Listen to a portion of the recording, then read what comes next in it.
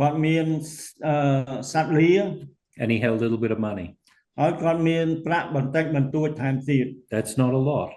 គឺមិនមែនច្រើនប៉ុន្មានទេ He didn't have a lot of things, but he stopped and he helped. គាត់មិនមានអីច្រើនទេប៉ុន្តែគាត់បានឈប់ដើម្បីជួយដល់អ្នកដែលមានរងគ្រោះនេះ But this parable also reminds us of one really important thing. ប៉ុន្តែ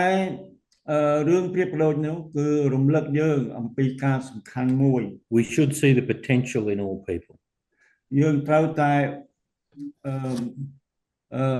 មើលទៅលើអ្វីដែលម្នាក់អាចនឹងជួយយើងអាចនឹងធ្វើ People who are not like us or who are different to us can be the people that show kindness and compassion to us. មានន័យថាមនុស្សផ្សេងខាងក្រៅគេអាចនឹងជួយយើងម្នាក់បាន But they can also be the people that receive kindness and compassion from us. ទាំងអ្នកដែលបានទទួលជំនួយពីយើង After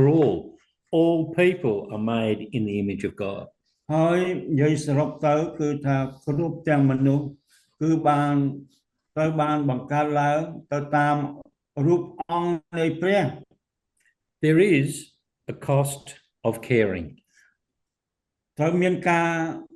ចំណាយទៅលើការមើលថែទាំ